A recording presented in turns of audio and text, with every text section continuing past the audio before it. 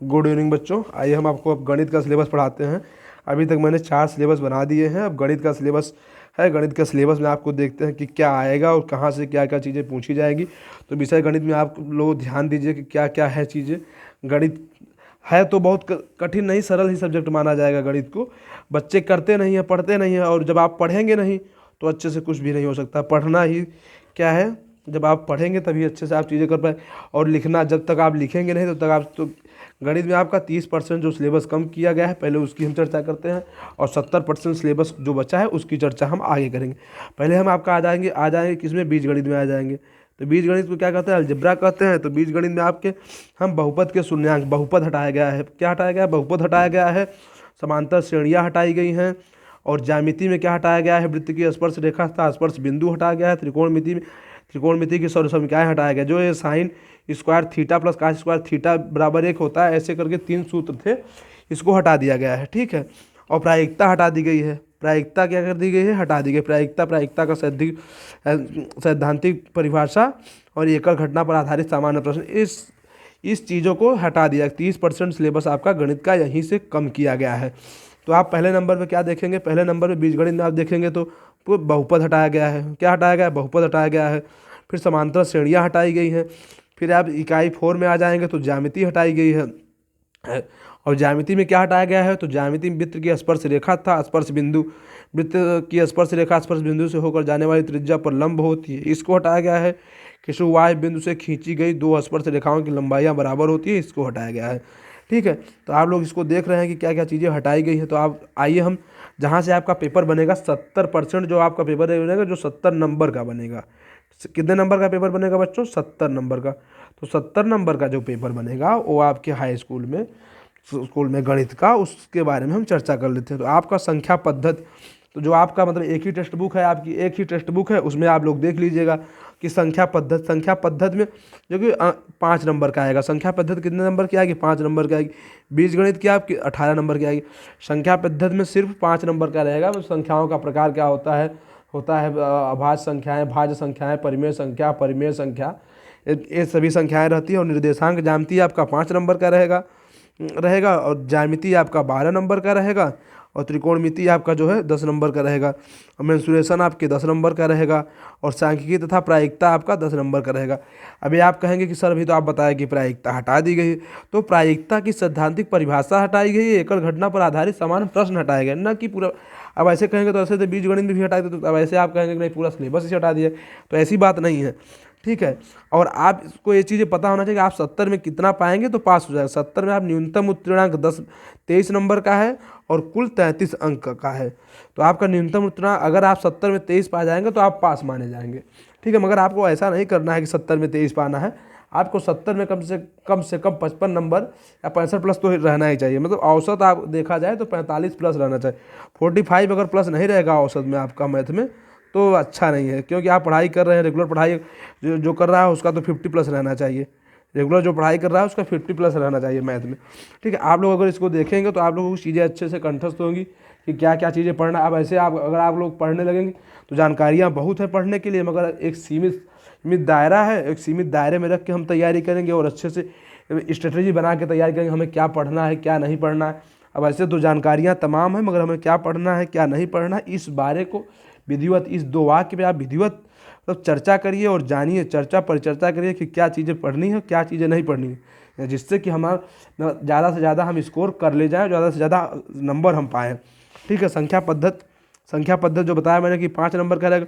और सबसे ज़्यादा आपको फोकस करना है बीजगणित। देखिए बीजगणित आपका 18 नंबर का, बीजगणित सबसे ज़्यादा फोकस करिए बीजगणित पर 18 नंबर का।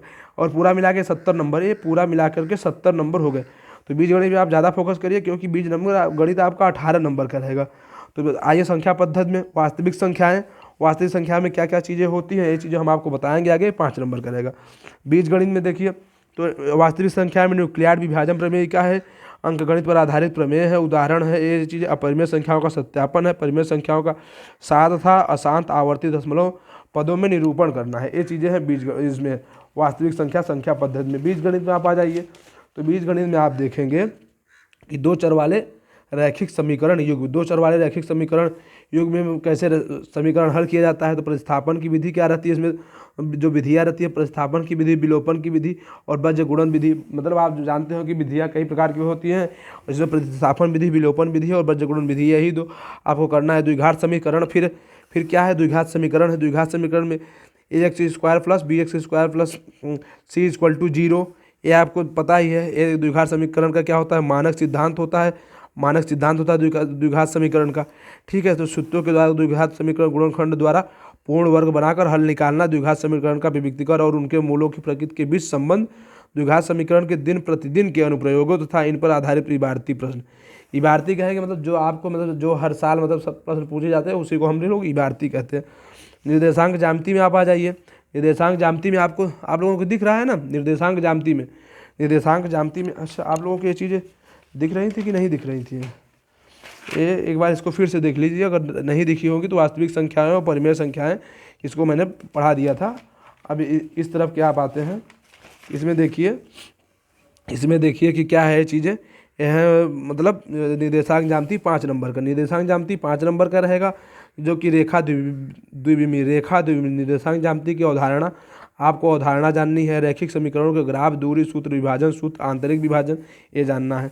ज्यामिति जो 12 नंबर का है, समरूप त्रिभुज की परिभाषा, उदाहरण और प्रति उदाहरण। त्रिभुज एक भुजा के समांतर खींची गई रेखा त्रिभुज की शेष दो भुजाओं के समान अनुपात में विभाजित करती है। ये सब चीज़ें आपको पढ़ाया जाना है, त्रिभुज में ये चीज़ें पढ़ाई जानी है, ये चीज़ें देख रहे हैं। और रचनाओं में आपका दिए हुए रेखाखंड का अनुपात में विभाजन ज्ञात करना है, ये चीज़ें पढ़ाई जानी है। त्रिकोणमिति में आप देखेंगे त्रिकोणमिति में क्या क्या चीज़ें पढ़ाई जानी है, तो त्रिकोणमिति का परिचय करवाना है, त्रिकोणमिति में क्या क्या होती है। और त्रिकोणमिति के अनुपातों के मान 30 अंश, 45 अंश, 60 अंश, 0 अंश, 90 अंश, उनके बीच का संबंध 0 से लेकर 90, यही आपको याद। त्रिकोणमिति अनुपात जैसे साइन 45 का मान क्या होता है, साइन 45 का मान 1 होता है।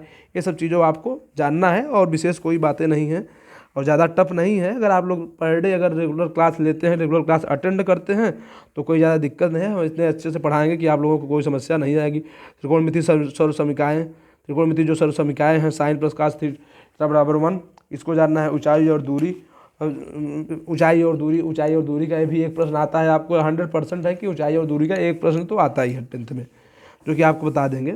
उन्नयन कोण क्या होता है, अनुवन कोण क्या होता है, मतलब जो जिस कोण से व्यक्ति देखता है और जिस कोण से कोई वस्तु ऊपर से देखती है तो कोई व्यक्ति नीचे से देखता है, तो यही उन्नयन कोण और अनुवन कोण। इसमें हम वीडियो बना के आप लोगों को दे देंगे, उन्नयन कोण और अनुवन कोण। इसमें ऊंचाई का एक अलग से ही वीडियो बना देंगे, इसमें कोई दिक्कत नहीं है, बना देंगे एक वीडियो। अब प्रश्न 2, जो समकोण त्रिभुजों से अधिक नहीं होना चाहिए। उन्नयन कोण और अनुवन कोण 30 से 45 तथा 60 होने चाहिए। उन्नयन कोण की बात कर रहा है 30 होता है और 45 अंश होता है 60, इससे ज़्यादा का उन्नयन कोण आपसे नहीं पूछेगा। मेंसुरेशन में आ जाए, वृत्तों के जो संबंधित क्षेत्रफल, वृत्त का क्षेत्रफल आपको ज्ञात करना है। तो जो वृत्त का क्षेत्रफल होता है उसको आपको ज्ञात करना है। तो वृत्त का क्षेत्रफल क्या होता है, 2 पाई आर, और इसका ये क्या होता है, तो इसको आपको ज्ञात करना है, ठीक है। वृत्त का क्षेत्रफल, वृत्त के त्रिज्यखंड और वृत्त खंड के क्षेत्रफल, उपयुक्त समतल आकृतियों के संयोजन के क्षेत्रफल। प्रश्न केवल केंद्रीय कोण 60 अंश, 90 अंश, 120 अंश, पृष्ठीय क्षेत्रफल और आयतन ज्ञात करना है वृत्त का। तो इस वृत्त पे हम एक अच्छे से बहुत अच्छे से वीडियो बना देंगे, जिससे कि आप लोगों को समझ में आ जाए। सांख्यिकी में आप देखिए, सांख्यिकी में वर्गीकृत आंकड़ों का माध्य, माध्यिका, बहुलक। बहुलक क्या होता है, बहुलक मतलब जिसकी संख्या ज़्यादा होगी उसी बहुलक। जैसे आपका हो गया 4, 5, 6, 7, फिर 4, फिर 7, फिर 8। इसमें अगर बहुलक पूछेगा तो आपका बहुलक क्या है, तो उसमें बहुलक आपका 4 हो जाएगा, क्योंकि एक बार 4 आया फिर दोबारा 4 आया, तो यही बहुलक होता है।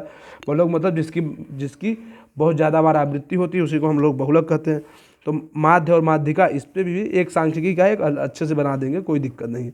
और आंतरिक मूल्यांकन में आपका ठीक है 15 नंबर का रहेगा। तो भारत परंपरागत पूछे जाने वाला मतलब भारत का परंपरागत गणित ज्ञान, ये आपका मतलब प्रोजेक्ट जो रहेगा ये 30 नंबर का जो आपको स्कूल से कराया जाएगा उसके बारे में बता रहे हैं, ठीक है। तो आप लोग इसके बारे में, प्रोजेक्ट का कार्य जो रहेगा वो आंतरिक मूल्यांकन का है, इसको आप लोग जानिए, आप लोगों को विद्यालय में कराया जाएगा, ठीक है। तो गणित का सिलेबस पूरा हुआ। आइए, जय हिंद, जय भारत। अपने दोस्तों को भी शेयर करिए और हमारे चैनल विपिन गुरु जीएस को लाइक और सब्सक्राइब करते रहिए, जिससे कि हम आप लोगों को अधिक से अधिक वीडियो भेजते रहें। और अपने दोस्तों के पास शेयर करिए, जिससे उनका भी कल्याण हो और आपका भी कल्याण हो। जय हिंद, जय भारत।